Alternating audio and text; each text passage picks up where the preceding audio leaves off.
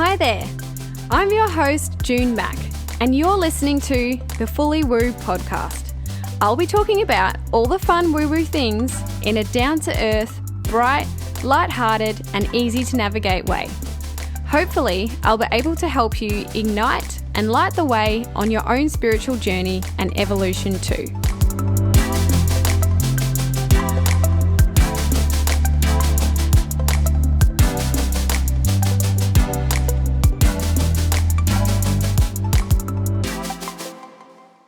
In today's episode 10 of the Fully Woo podcast, I talk about how sometimes the doorway to spirit isn't always simple. It sometimes can feel overwhelming, a tad scary, especially when we don't know what to expect, and it can sometimes all get a bit much. Things I sometimes hear people say: the spirit world is too loud, I can't handle this, I want it to slow down, I'm going to shut this down, or I need it to shut down. Many don't realize we actually have so much say in exactly what we will tolerate experiencing, and that we do have control of exactly how we will accept our encounters with spirit.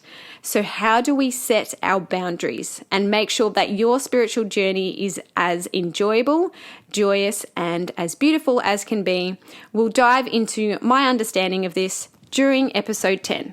Hope you enjoy. This episode is brought to you by the Light Seeker Circle. The Light Seeker Circle is your spiritual learning library and psychic development space, a membership which brings you community, new content and live readings every single month, plus a woo-woo development archive of spiritual content which is already in there and ready to watch instantly. Masterclasses, meditations, activations and programs on intuition, mediumship, card reading, empath and energy maintenance, plus so much more. Lower price point, no lock-ins. Check out the Light Seekers Circle via junemac.com/programs. Hello, and welcome to episode 10 of the Fully Woo podcast. I am your host, June Mack, psychic and energy healer, psychic development teacher, and your intuition igniter. It's been a hot minute if you've been following these podcasts live. You might have noticed it's taken me a little bit longer than usual in between episodes. I've had like a really busy month, the past month in the best way possible, and I'm really just getting some time to come back to recording episodes now. So it actually feels really, really good to be back in my active wear, being able to speak and no one can actually see me.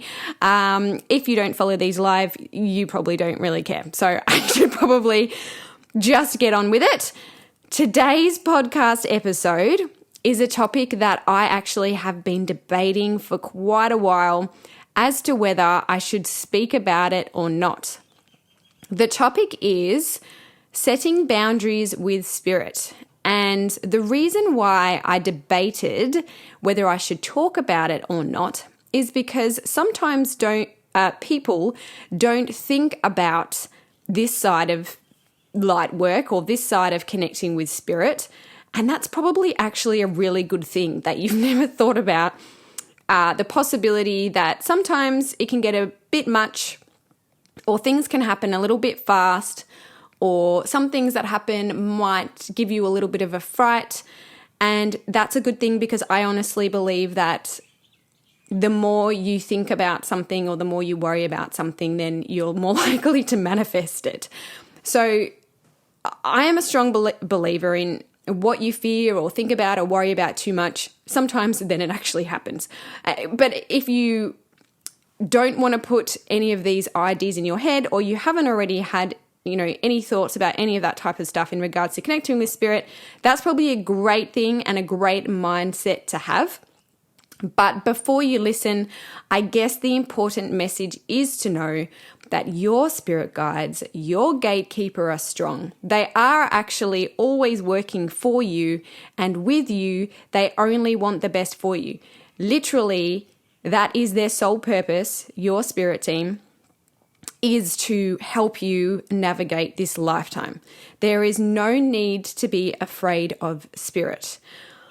But the reason I did decide that it probably was important to speak about is because many light workers who do come to work with me, or many people who want to open up their intuitive abilities during my mentoring, they may have had their abilities for a really long time and just never knew how to actually manage them.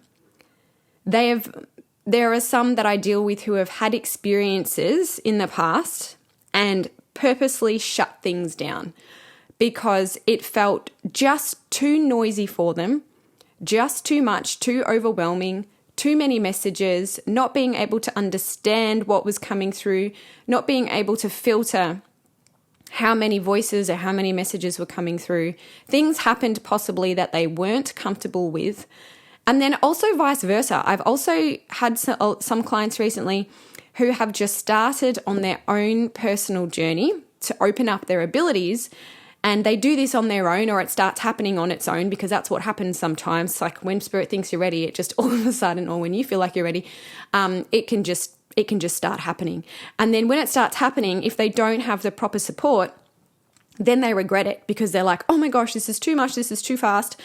And I don't like it. And then they go, nope, don't want it anymore. And then they go to shut it down or turn it off.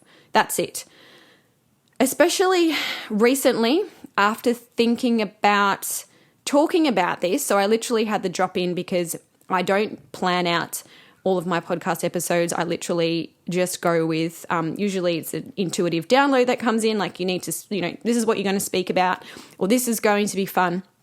And then I've thought about this for quite a while, but then I keep pushing it away. And then recently I've then had more people come to me asking for my help in regards to this. Like they've opened it up on their own and then they're like, oh my gosh, now what do I do? I don't know what to do with this. This is scary. So, and it doesn't have to be scary. So that's my point, is that like for me, because I got the help when I needed it, it has been the best experience of my life. Completely changed everything. I know I speak about that all the time.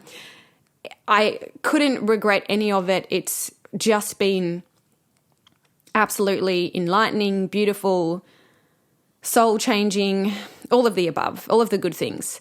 But I think that was my sign that this needed to be out there. Before I get into it, I'm not talking about dark entities or negative energies in this episode. None of that. This is an area I'm not familiar with and not a thing that I really like to talk about, to be honest, because I'm just one of those people who is like, yeah, you think about it too much, you worry about it too much, you'll probably manifest that stuff in. So I honestly just believe that my spirit team are strong enough that I don't have to deal with that. My intentions are always pure and coming from love and light, so I believe that that is what I draw in. So I'm not talking about that. But not saying that they don't exist. There's light and dark in every part of life. That's just a known thing. It's just I prefer to send my awareness to more of the lovely jubbly side because that's just me. And previously, I personally have not had to deal with anything like that. So I guess I have just become so strong in my boundaries and my protection. And I use Archangel Michael. I use my gatekeeper for my protection. Anytime I alter my state of consciousness, I put myself, or I just ask Archangel Michael, because he's the master protector, but you can use whoever you like as long as they're from love and light, your own spirit guides, your gatekeeper, which is your protector spirit guide, to put me in a protective bubble so that I will only encounter beings that are of my highest good and are of love and light, basically. So in short terms. So I guess for anyone who might be one of those people who have shut down their own ability, so maybe something happened to you when you were a kid, or maybe you had a whole lot of things happen, like sometime you might have been a child and then woke up and grandpa was sitting at the end of the bed, which, grandpa who's passed, not like an alive grandpa. And you might have thought that was a bit scary and you just decided like, oh my goodness, no, I never want this to happen again. And you've purposely shut it down. Or maybe a part of you feels interested or maybe there's a path for you somehow that's started opening up to intuitive gifts, or you intuitively feel drawn to this subject, but you are a little bit nervous. I'm here to tell you that you don't have to be afraid. Being a little, nervous is fine, but it doesn't have to be a scary experience. Opening up to spirit for me is beautiful and peaceful and magical and giving me a contentfulness and happiness that I know I never would have reached if it was not for this path. I was always one of those people or kids who had their head in a book, loved reading, loved writing, loved reading about magical places and experiences, and loved writing stories along similar ideas. And now I don't have to read a book. Well, I do still read, but I can experience these amazing magical places on my own and through spirit. And it's just, my life feels full. I feel better equipped and more accepting as well when, stuff does hit the fan, because that does happen, in our life. That's why we're here. We have to go through the good and the bad. And it 100%, this spiritual path has made me a better person, a better mother, a better partner, a better friend. For those who were there for me. And I have found my soul tribe. I do believe, there's many people who I've come into contact with who the connection feels like soul connection. It feels really great, and they accept me for who I am. So for those who are struggling still to find this side of spirituality and not understanding why maybe it doesn't feel like this, or it doesn't feel the same for them, say you dipped your toe in and then you freaked out, or, you've shut things down. The reason why I do believe that it feels this way for me is because I have created very strict boundaries with my spirit team as to what I will and won't accept. So remember, they're here to work for us. They don't have a human ego. So when we are like, hey, I didn't like that, can you please make sure that I don't experience it in that way again? They're not going to be offended. They're not human. They don't understand sometimes that's not a usual experience for us, and it might be too much. They don't ever want to scare us. They don't mean to. We need to let them know it is a two-way street. That we can communicate with them, and they will do their best to oblige always. They are amazing. I'm constantly adjusting and tweaking my requests with them as I grow as an intuitive as well. So what I mean by this, I guess, is that I do understand what people mean when they say the spiritual world is too loud. And I've had a lot of people say that, they shut it down because there's just too much noise. And what they probably mean by that, or my interpretation of that, is your clairaudience or your psychic sense of hearing is something that you might hear voices. I don't hear them in my own voice, or have ideas or words. Often that's how it is experienced for me. Some people experience in other spirit voices. And an example for me of how it worked and when it was feeling very loud for me was when I fully opened up for readings and I started doing readings. And what actually happened was, when I started doing readings, I would have someone coming up, for a reading or for a session. And I would start to get information for them days before the reading. So you can imagine, days before the reading, I would, get, this person's going through this. We might give them a name. Zoe's going through this. Zoe needs help with this. This is the reason why she's come to you. Zoe's grandmother's here. Zoe's having relationship issues. Zoe has self-confidence issues. This random fact about Zoe, she can bend her leg up behind her ear. I'm not even joking. That literally has come up prior to a reading. And I was like, is this for real? Is this serious? And when I asked her, it actually was. It was actually a thing. She was very flexible, which I don't know why Spirit gave that to me, but they did. Coming up days before the reading, so then the reading happens and I relay all the information and then more comes through during the actual reading. And then after the reading, I was still receiving messages. Can you just tell Zoe one more thing? You didn't reiterate this well enough. Please reiterate this message. Please make sure she knows she's not alone. Please make sure that she knows that we're around her all the time. We can support. She can do it. Tell her again. Literally, I would go downstairs to be with my family, be making, dinner for the kids or something. And these messages are still coming through. And then I would feel bad for not passing them on. So I would I used to leave contact open for 24 hours after a reading so that I could continue to send messages through that were coming through, which, I thought I was doing the right thing at the time. But sometimes 2 days later, I was still getting stuff for Zoe. And then by then I'd had another reading. So I've got stuff for Zoe coming through. I've got stuff for Bob coming through, who's got a reading tomorrow. And I was completely energetically drained. It was way too much information. I started to get muddled up as what was coming through for who.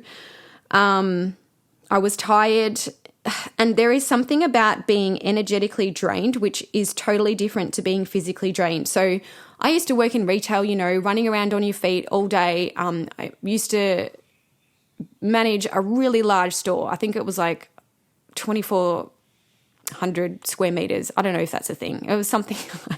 I'm really bad with sizing. And running around all over the place, managing people and da-da-da. By the end of the day, I was super physically tired. But being energetically drained, because this work takes energy from you in a different way, is the most exhausting thing I have ever experienced. There were days that I could not get out of bed. It feels totally different to anything else that I felt before. It emotionally drains you, it physically drains you, energetically drains you. I actually ended up, on my bum quite a few times before I actually learned how to set boundaries, before I actually learned that your energy intake, so what you are receiving for something, should actually match your outtake. So as I do believe I am an empath, I am one who's typical to overgive always. And I'm still learning how to receive. When people try to offer me help, when people say, you've given me so much already, that's too much, you don't need to do any more, I always overextend, which I'm still learning that. And it's something that it doesn't mean you're a bad person if you have to set boundaries. So I'm just talking now in life in general too. It means that you're taking care of your own energetic state, and you can still be a giving, amazing, beautiful person and give to other people, but make sure that you're in relationships or set boundaries in relationships that you also receive something, lovely friendship or whatever in return to. But anyway, so that is one of my examples. That's just my experience of what I believe when it feels too noisy. And I have had people or clients tell me that at nighttime, they can't stop the voices. They just keep coming through, especially at nighttime, because, your analytical brain's turned off and it's just talking or messages all night. I was overwhelmed to the point where I was, I had a bit of anxiety. I also was receiving downloads or ideas from my spirit team, which were like, okay, for your business, now you've got to do this. And then you've got to, release this program. But here's a new idea for another program after that. And then this is a membership you need to start. And all these ideas were coming through because once you're open, you're open. And I was so overwhelmed. Like, how do I achieve all of this? And the thing is, sometimes spirit forget that you are actually human and that you can't physically achieve all of the things that they've given to you. You need to remind them. So how I set boundaries was for readings or talking to spirit, I learned how to say no. So it's so simple. You can say, okay, literally what I do now before a reading is maybe half an hour before the reading, sometimes only 10 minutes, depends on how much time I have, or whenever I feel like it, I will say, okay, I am opening up to spirit now, and any information that you would like to give me about Bob, Bob's coming up for a reading. And then I will allow the information to come in. And I have made it super clear with my spirit team that only before a reading or during a reading, that is when it's okay for them to give me messages about the person coming up. And how I did this and made it super clear was I also write down my boundaries with spirit, because inside your head, sometimes not everything is clear. Like, yes, they kind of know, they know what you're thinking. But if you're inside your head, and this is the same for manifesting, right? So say you are manifesting your perfect dream house. In your head, when you think of your perfect dream house, you're like, okay, so it's got a huge garden, but I don't want it to be too big. And I want it to have flowers, but not this color flowers. Or maybe I do like that color flowers. And you kind of go round and round in your head and it's not super clear. And your spirit team are like, oh my goodness, how are we supposed to help her manifest this if she's not clear exactly what she wants? So when I was doing readings, spirit were always telling me, tell them to write it down. We can help them manifest it if it's super clear, because it's like a written contract. It is the same for you when you are setting boundaries with your spirit team. Write it out, exactly what you will and exactly what you won't expect from your spirit team. And then there is no ifs or buts about it. So I literally have written out, I will only accept, information about readings during this time. And I cannot tell you the relief that I felt. And maybe sometimes they'll overstep the boundary a little and they'll just be like, are you sure? Here's a little bit of info. And what you need to do is just no, thank you, but I have made it very clear I'm not accepting information for Bob at this time. And sometimes it takes up to 2 weeks of saying no to a particular thing before it goes away. And then it doesn't, and then that's it. Sometimes, other times, most of the time actually for me, it's just once and they're like, oh, okay, we won't do that anymore. My spirit team have been amazing at that. And in regards to for getting ideas or downloads for business or things that ideas that they want me to take shape. Like, for example, I've just started my first in-person psychic circle, and I've been wanting to do that for so long, and there's been so many ideas I feel that are, ideas or downloads from my spirit team in regards to what you can do and how to teach people.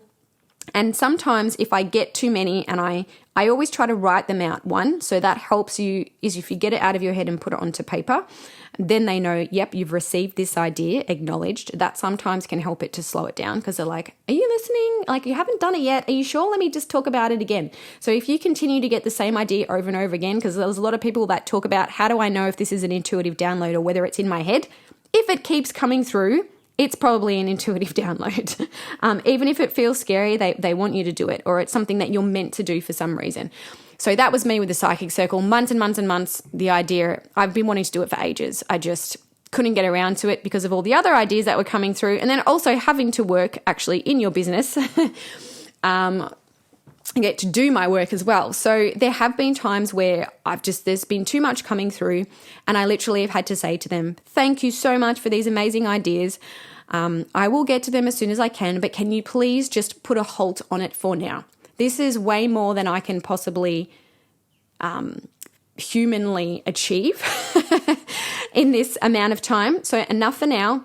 Give me a break. When I've achieved these, then some more can come through. Or if you've got, while I'm actually executing these things, if you've got tips on it or how I can make it better, of course, send that information through. And I guess why this is needed for spirit, and that this is just my perspective and my understanding. Like I said, I'm a simpleton with a lot of different things. They're not human. They don't understand boundaries like us humans do. Like if someone's really close in your face and they're too much, you say, oh, excuse me, I can smell your breath. Can you please step back a little bit? If you don't tell them, they think they are helping not humans. And they want you to be the best that you can be and to achieve as much as what you can in your lifetime. They are here to help you achieve your soul purpose, your life purpose, and they will push you and they will give you all the info they can cram in if you are open to it. So if you cannot possibly achieve all of this, they see the best you. They don't understand overwhelm. They don't feel fear. So they will just, occasionally give you things if you don't tell them to stop, or I didn't like that. how I experienced that. Next time, can we maybe experience this way? And I've had these experiences where I have, been a little bit scared. The first time I received a really big healing, and it was just an online healing. And what actually happened was it was something to do with letting go of your fears around stepping into the spiritual space. And it was very powerful. And the facilitator literally said, okay, so we're going to, spend all the time loading it up. Let's put all your fears inside this box. And your spirit team is going to take the box from you and it's going to release all your fears now. And literally, as soon as she said now, this clicking feeling happened in my head. That's the best way I can explain it. And it was like this big release, I guess, of all the fears. And I felt like my body was actually elevating. I felt like my legs were coming off the ground and that my spirit was almost kind of coming out of my body. And I was so new to the spiritual world at this point. This scared the absolute crap out of me. And I was like moving my body around, opening my eyes, going, oh my gosh, get back in my body. I don't know what just happened. What was that electric feeling in my head? It was almost like a static electricity, like shock, but in my brain. And yeah, I was like, I felt actually amazing afterwards, but I was thinking to myself, wow, that was too much. That really, I don't know if I could do that again. And the thing is, the next time I went into a healing visualization, I said to them, okay, please go super easy on me with this one. And they did. So what actually happened was it was a Meet Your Spirit Guides meditation, which I have one of those, by the way. If you haven't listened to it via my YouTube, I've had some really great feedback. It's my number one listen to, Meet Your Spirit Guide meditation on YouTube. Just throwing a plug in there. It's free. And when I did my first Meet Your Spirit Guide visualization, I was thinking, gosh, if I see like something weird or trippy, I don't know if I can handle, doing this work. If I feel like I'm elevating off the ground, like I'm done, like this is enough. So what actually happened in that Meet Your Spirit Guides visualization, the spirit guide that stepped forward was actually my dad's uncle who had passed. And he was a spirit guide that came in because he was familiar. I knew of him. He was a human and it was a very gentle experience for me. And I was like, thank you, spirit team, you listened. So they never mean to scare you. Sometimes we just aren't used to these experiences because that's not an everyday, experience, feeling like you're elevating off the ground. Know that you can tell them if you don't want that to happen again, you just tell them you don't want it to happen again and it won't. Anytime you can tell them to slow down. If the information is too much, at any time you can tell them, I don't wish to experience it in that way at this point. Please, that's enough. Sometimes then they go in the other direction, I've found, and then nothing happens to you for a while. So I've told them to go easy. Sometimes there's this exercise called mirror gazing where you literally, it's like a form of meditation and you look at yourself in the mirror and sometimes trippy things happen. And I've sometimes said, go easy. And then nothing happens. And I'm like, oh. And then you get a little bit sad and they give you a little bit of a break. And you're like, come back. I'm ready for the trippy stuff again now. And they're like, no. We'll give you a little break for a bit and then we'll come back. So an example actually, which I'm not sure if I've told this story on my podcast, but whatever. I'm going to tell it again. I always forget. I know I say that all the time where I've regurgitated information. But one of my favorite stories from one of my clients who, I don't know why he did it, but he was going through psychic development with me, and he actually is a great medium, right? He said, if there's any spirits out there that need help, I'm open. Come to me. Honestly, please don't do that. This was not my advice. He's just a very giving person and thought, if spirits need help, they should be able to receive help just like humans can. And that night, because he said it's okay, there's a man next to him in bed in like a leather jacket looking at him, obviously there because he said, hey, if any spirits need help, come here. And it scared the bejesus out of him. So he was like, go away, didn't want to see it. Anyway, the man disappeared, and in the morning he felt bad, and he was like, "Oh man, this spirit came to me because he needed help," and I freaked out, and I told him to go away, and now I feel awful. which you don't have to, by the way, but he did. And so he said, okay, you can come back, but it was just a bit scary. Please, go easier on me next time. And what actually happened was the next night, he saw the same black jacket, felt the same presence, like it felt the same. It didn't feel anything negative. It just felt like a man. And when he looked up at the man in the leather jacket, he'd changed his face into a baby's face. So as in trying to be not as intimidating and probably thinking, hey, babies are cute and not scary, I'll come back and I won't freak him out because I'll be, aggressive looking with this baby face. And then this obviously freaked him out even more because he's like, there's a man in a leather jacket now with a baby face. But that's just a funny example that stuck in my head of how they're trying, right? Like they tried. He's trying to set his boundaries, tried not to freak him out. Anyway, from then on, he set his boundaries that no visitations, at nighttime or random spirits. That's my boundaries that I have with my spirit team. I don't accept randoms. I will only accept, I guess, if they're there, for a client that's coming up. I don't want any random visitations. Thank you. Otherwise, it's going to happen all the time and you're going to end up drained as well. So I, at one point, also said, so sometimes you can make boundaries or you can say things that you're ready for, what you will accept, and then you might change your mind. And actually, that's okay too, if you know that. I did actually say to me at one point, so I see things, I'm a clairvoyant that sees things in my mind's eye. So the same place where you would see your imagination, and I don't usually see them in physical form with my human eyes. I have sometimes, usually in between asleep and awake. It happens a lot to me at nighttime. But I actually said, okay, I think I'm going to be one of those people who's fine to see things physically. And I said, I'm happy to see spirit physically in front of me now. And again, similar to my client story, that night, a little boy was on the stairs. So this is obviously before my boundary setting of no randoms or no random spirits, please. And there was a little boy on my stairs. I actually heard with my clairaudience, so psychic sense of hearing, I also heard the stairs creak. So I knew he was there and I closed my eyes and then I shut my eyes and then I still heard the stairs creak, and the stairs don't creak unless someone's standing on them. And straight away I'm cuddling up to my husband going, I changed my mind. I do not want to see anything physically. I actually can't deal with this. I'm so sorry, but this has made me afraid. Please go away. And then I remember, I'm pretty sure he was gone because, I said to my spirit team, please send him to somebody else who can help him. And that's generally what I do. And that's what you don't need to feel bad about. If there's someone there that can help, the spirit that's come, send them to somebody else who can help them. Or please, send him some spirit guides who can come and, help him with whatever it is that he needs. And I said that, and I really need to go to the bathroom. Remember, I was busting and I was too scared to go down the stairs to the toilet because I knew he was gone, but I was just still scared that he was there. So anyway, since then, I see things still in my mind's eye, and I'm okay with that now.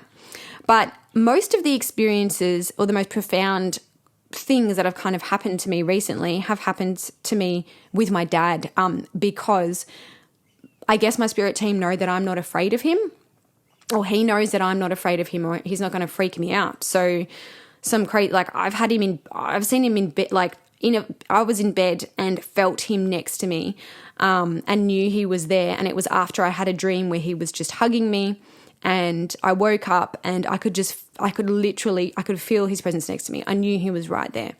I've looked over at the blinds, opened my eyes and there's blinds in front of me on one side, and seen his outline on the blinds. And so with my human eyes at this point, and I guess because they know I can tolerate this, and the blinds almost looks like they were, when you look at a fire and there's that haze, just above it, the rest of the blinds were almost flapping with this haze, and I could just see his outline. And this was actually the night before his funeral, when I saw it very, very clearly. I've heard his voice, literally his voice in my ear. So not in my own voice. I've heard him speak. I've heard his mum speak in my own ear as well. And I guess they know that this boundary, even though I wouldn't accept this from another spirit, if I was doing a reading, I prefer to see in my mind's eye, my mind's eye, and hear with my clairaudience, with my own voice inside my head rather than outside my head. But it's different with my dad. I don't know. Somehow they just know that I'll accept that because I'm not afraid. The only time that it did freak me out a little bit, I remember waking up in the middle of the night and in my mind's eye, he was down the end of my room near my desk, and I felt like, this is my dad, I felt like he was looking at my desk or something, and I literally was like, Dad, I love you so much, but you are scaring the crap out of me right now. Can you please, just go and chill out in heaven. You can still, contact me and whatever, but you're scaring me because I can feel you over there. And in the morning I went and looked at the desk, and his pen that I'd kept of his was on that desk. I'm not sure if he was like, hey, that's mine, or oh, there's my pen. I don't know what he was doing, but that's the only time that it's kind of given me a bit of a fright in regards to my dad. But anyway, he hasn't done that again. So he's listened to that boundary, or my spirit team has listened to that boundary and said, hey, Jono, it's my dad's name. June didn't like it when you did that. Approach more carefully next time. So, there are other boundaries that I guess I have set for myself in readings too, and this is an example of what you can do in regards to those of you that are empathic. So the empathic, if you're not familiar with the term, is someone that feels very strong emotions from other people or feelings. And sometimes people who are empathic, if you identify with this statement, or if you were never really sure about it before, but now you're thinking about it, you're like, hey, I do feel other people's emotions often. Like if someone is really sad, I take that on and it makes me feel really sad. Or if someone is really happy, I bounce off that. So there are so many empaths out there, or people that are super sensitive to feelings or emotions, and they don't know how to deal with this. So empaths is literally a whole nother podcast episode. But for me, what I do when I go out in public is when I used to feel emotions from other people when I didn't have my boundaries up, it could be a lot, because you can accidentally take these on as your own, and you don't want that. You want to, keep your happy vibe. You don't want to be feeling, if there's all these sad or depressed people around you, you don't want to be taking that on. So basically what I do is, before I leave the house, I ask, again, my man, Archangel Michael, to put me in a protective bubble and set the intention. So in the spirit world, it doesn't matter so much about wording. Its intention is everything. You can say this in however it is that feels best for you. I say, when I go out, I am inside my bubble. All of my feelings and emotions are in here. I'm not going to take on anything from anybody else that is outside this bubble. Like my feelings are in here, their feelings are out there. And I only sometimes open up to feeling their emotions now when I'm about to do a reading. So I've set that boundary with my spirit team. I don't want to feel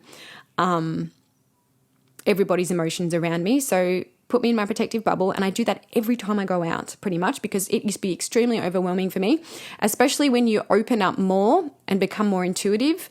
It can get more full on. So just be very strong with your boundaries, how you will and won't accept it. Now, during readings, I sometimes feel a little bit of perhaps, if there's been a trauma there that they've been through, and I'll feel the pain, or I'll feel grief or loss.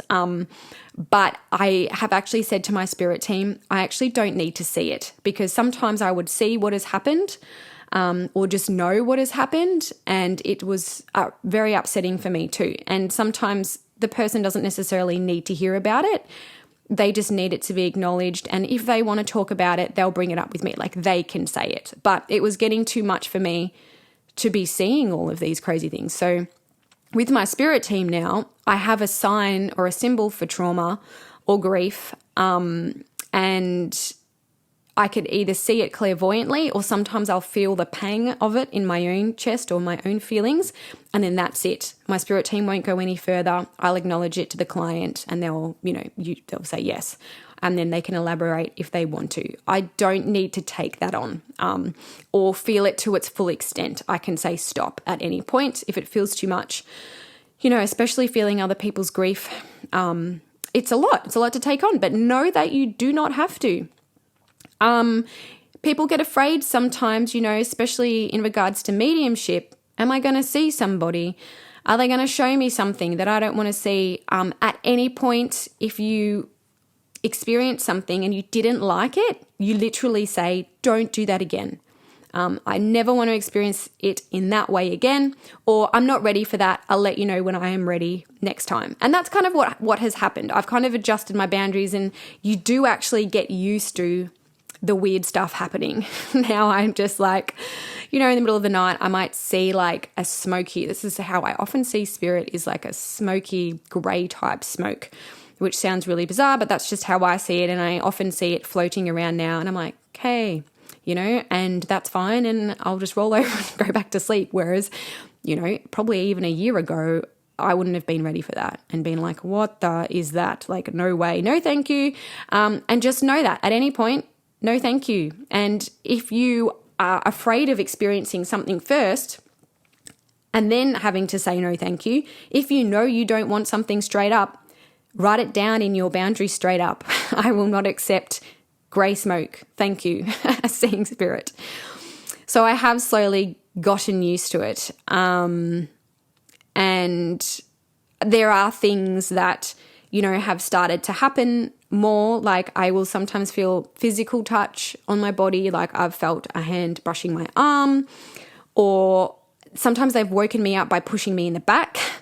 And I've actually said, that's not nice. I prefer the stroke on the arm, please. They've tried to wake me up sometimes by grabbing my feet. So at this point, because I'm a little bit further down, this doesn't scare me anymore, but I'm just like, I was asleep. Please don't do that when I'm asleep. I don't mind nighttime visitations all the time. If you want to wake me up in that way, the stroke on the arm was much nicer. Or if they've woken me up too many times in the night, I'll say, that's enough, I want to go to sleep. And then that's it. They stop, I go to sleep, or tell me in the morning, and they'll come back in the morning. So, being pushed in the back or being grabbed in the feet a while ago as well would not be something that I would have been able to deal with at that point. But I think they're getting the idea of I'm okay with that now, but maybe do the touch in a different way. I think that's a bit rude, It is a bit rude.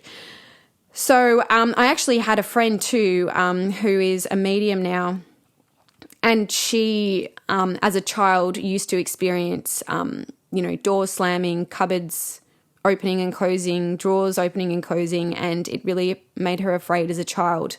And it happened to her for a long time. And then, I think it was months and months on end. And she told me the story that one day she just started screaming because I think the door slammed behind her or something and scared her. And she was a child, I think around 10. And she said, and just started screaming, like, stop it, like, go away. I don't like it. I don't want to experience this again. Stop doing that. I think she literally, as a 10-year-old said, F off. And guess what? It stopped. It never happened again. They were obviously trying to get her attention for some reason, but her spirit team was like, if whether it be a random, spirit that came in and was doing that, or they were just trying to get her attention, I don't know. But whoever it was, her gatekeeper or her spirit team were like, hey, she doesn't want it, stop it. And that's the thing. She was like, if I knew it was that easy, I would have done it months ago. But people don't realize you can tell them. They're your friends. We can tell them, stop. And now, as an adult, she's reopened her gifts and is very, very strong with her boundaries. And she is an amazing, amazing medium, and really has stepped into her life purpose. It does not have to be scary. It does not have to be loud. It does not have to be too much. I've never experienced anything like that she has experienced, because I will not tolerate that. So, what else? I guess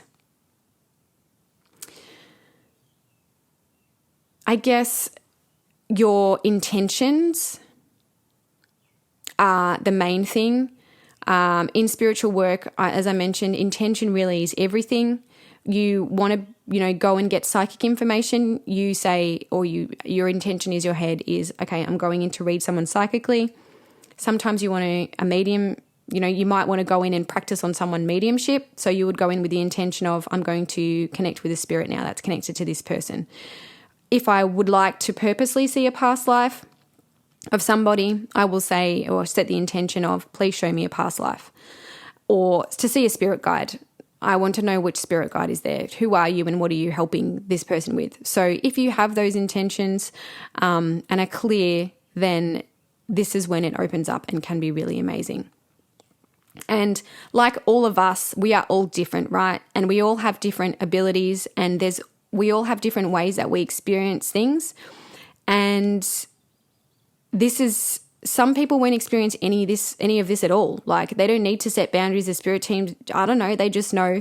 And that's because all of us are so different. And this is where it's really amazing to see people open up to the spirit world, because generally who they are as a person and what they're good at as a person is kind of what they're good at when their intuitive abilities open up. So for example, I'm a very visual person. I always have been. I learned through seeing.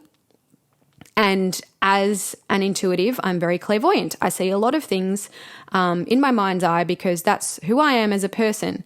And because who I am as a person is generally goes to the good in things, I usually receive the good, like just all the good about the person and what it is and how amazing they are. But then there are some people that have opened up to it who, you know, a lot of bad things have happened to them in their life and they go to the negative. And then so when they read for somebody else, they might just see the negative side. But all of us have good and negative. We all have good and bad. So it's just up to your intention. And this is the thing. I've had people mentor under me that are like, why do I only see the negative things about persons? Because I guess that's kind of who you are as a person, which is not your own fault, but we can switch that up. And then when they do, they're like, oh, wow, I just had to change the intention and go, tell me all the good things about this person. And then that's what they see. The bad things start going away, because how are you going to help somebody if you only see the negative side of things? And honestly, why anyone would want to do this work, I hope, is because you want to help people. So set your intentions properly, and I guess you can't go wrong. Your team is strong. Don't forget that they only want the best for you. They never want to scare you. We're just not used to it. And it does take time, but you do get used to things being a little weirder. You don't have to. You can keep your intention strong. You might even say, you know, some people don't like clairvoyance. I don't like seeing things. Give it to me in, sound. Just tell me. Or let claircognizance, which is a sense of knowing. I just want to know. I don't necessarily need to see things. If you're one of those people who previously has been afraid, but now you feel ready and you slowly want to open it up, you can just do it literally one tiny small piece at a time. Just know that. Or if it's happened really quickly, too quickly, and you need to slow it all down, just tell them to slow it all down and it can happen.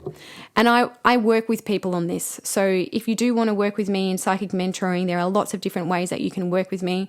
If you look at my website, junemac.com, and get confused, just message me or inbox me via Instagram or whatever. All the links are in my show notes, and I'm more than happy to direct you in the right way or what is right for you. So even if it's not me as a mentor, I would suggest anyone that you vibe with, having a mentor does make things a lot easier. It makes things a lot better. You don't have to go through it alone. There are so many other amazing intuitives who do this work who I could also direct you to. And I don't want to freak anybody out. And let me tell you, there are just as many people who have had some issues with this, but I actually have twice as many who don't, who haven't had any issues with it. We are all different. So I don't want, just because I've spoken about it, that doesn't mean now that you're going to experience it. And this is why I was hesitant to talk about it, because I didn't want to put it in anyone's head. If you go in with, that's not going to happen to me, or nah, I'm not afraid, then that's a really amazing way to go, because then probably nothing is going to happen to you.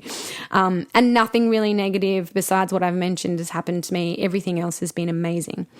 Most experienced the exact opposite really of what I've spoken about, but I just knew it was important to speak about, because every time I thought about it, then somebody else contacted me who was like, can you help me? This is happening, or this is happening. I don't know what to do. So I thought, if this can just help, one or two of you, or if it's something that happens down the track and you decide you do want to open up into this world, at least you kind of know now what it is that you can and can't do, or what they can and can't do, and what you will and won't accept from spirit. But I can get you to the point, or there are other amazing mentors out there who can get you to the point where dealing with spirit is beautiful. And you can help a lot of people out there, and you can help yourself by opening up this path.